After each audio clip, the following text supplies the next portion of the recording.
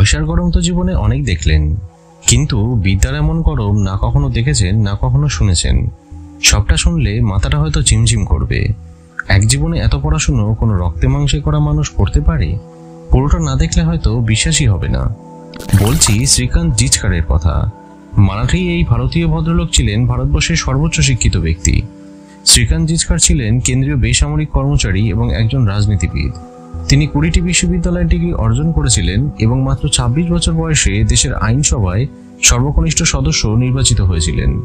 শ্রীকান্ত জিচকার জন্মগ্রহণ করেন 1954 সালের 14 সেপ্টেম্বর মহারাষ্ট্রের কাটোলে। আসুন এক ঝলকে এই ভদ্রলোকের কেরিয়ারের দিকটা এবার একটু চোখ বুলিয়ে নেওয়া যাক। তিনি জীবন শুরু করেছিলেন MBBS MD ডিগ্রি দিয়ে, তারপর করলেন LLB, সাথে ইন্টারন্যাশনাল ল এর উপর স্নাতকোত্তর ডিগ্রি, এরপর বিজনেস ম্যানেজমেন্টের উপরে ডিপ্লোমা, সাথে MBA, তারপর জার্নালিজম নিয়ে স্নাতকোত্তর ডিগ্রি।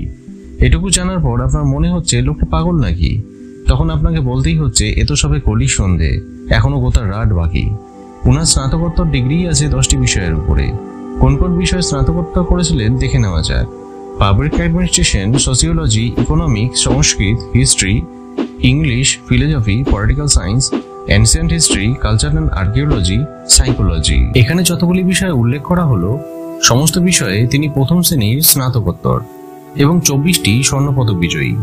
সব মিলিয়ে বলতে গেলে 1973 সাল থেকে 1990 সাল পর্যন্ত প্রতি গ্রীষ্মে ও প্রতি শীতেই তিনি কোনো না কোনো স্নাতকোত্তর বিষয়ে পরীক্ষা দিয়ে গেছেন। এসব পড়তে পড়তে উনার যখন একঘেয়েমি লাগছিল, ঠিক করলেন এবার একটু স্বাদ বদলানো যাক। তো স্বাদ বদলাতে আমি আপনি বেড়াতে যাই, আর উনি IPS পরীক্ষায় বসলেন আর পাশ করলেন।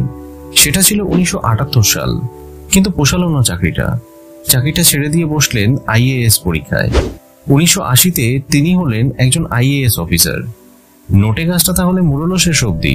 আগে না, মুড়োয়নি এখনো। 4 মাসের মধ্যে IAS চাকরিটাও ছেড়ে দিলেন মহারাষ্ট্রের বিধানসভায় ভোটে লড়বেন বলে।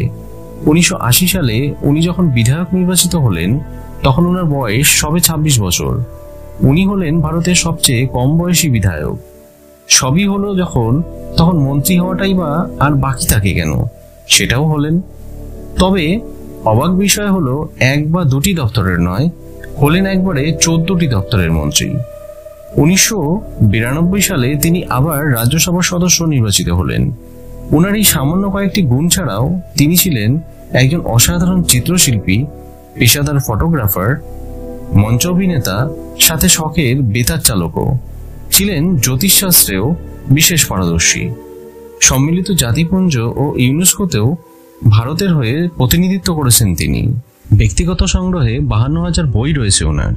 লিমকা বুক অফ রেকর্ডস ওনাকে ভারতবর্ষের সবথেকে শিক্ষিত ব্যক্তির শিরোপা দিয়েছে। 1983 সালে উনি বিশ্বের অসামান্য 10 জন তরুণ হিসাবে নির্বাচিত হয়েছিলেন। 1992 সালে তিনি নাগপুরে শান্তিপানি স্কুল প্রতিষ্ঠা করেছিলেন। 1998 সালে লোকসভা নির্বাচনে ভান্ডারা কেন্দ্র থেকে এবং 2004 সালে লোকসভা নির্বাচনে রামটেক নির্বাচনী কেন্দ্র থেকে প্রতিদ্বন্দ্বিতা করেছিলেন, কিন্তু অল্প ভোটের ব্যবধানে তিনি পরাজিত হন। তিনি ভারতীয় জাতীয় কংগ্রেসের সমর্থক ছিলেন। তার স্ত্রীর নাম রাজশ্রী জিচকার এবং তার 2 সন্তান রয়েছে। নাগপুর থেকে আনুমানিক 61 কিলোমিটার দূরে কোন্ধালির কাছে 2রা জুন 2004 সালে একটি ট্রাকের সাথে তার গাড়ির সংঘর্ষ ঘটে। এই সংঘর্ষে তিনি প্রয়াত হন। প্রয়াণকালে তার বয়স ছিল মাত্র 49 বছর। এই সংঘর্ষে তার এক আত্মীয় শ্রীরাম ধাওয়াদও আহত হয়েছিলেন। শ্রীকান্ত জিচকার ফাউন্ডেশনের অধীনে 1993 সালে নাগপুরে তিনি একটি স্কুল প্রতিষ্ঠা করেছিলেন, যেখানে বঞ্চিত শিশুদের শিক্ষা ও স্বাস্থ্যের ব্যবস্থা করেছিলেন তিনি। তার মৃত্যুর পর তার সন্তানরা এই একই উদ্যোগ জিরো গ্র্যাভিটি ফাউন্ডেশনের অধীনে চালিয়ে যাচ্ছেন এখনো। ভিডিওটি ভালো লাগলে শেয়ার করতে পারেন। বিশ্বের নানা প্রান্তে ছড়িয়ে ছিটিয়ে থাকা জানা অজানা আরও অন্যান্য অনেক ব্যক্তিদের সাথে পরিচিত হতে আমাদের আননোন বায়োগ্রাফি চ্যানেলটি অবশ্যই সাবস্ক্রাইব করে পাশে থাকবেন। ধন্যবাদ।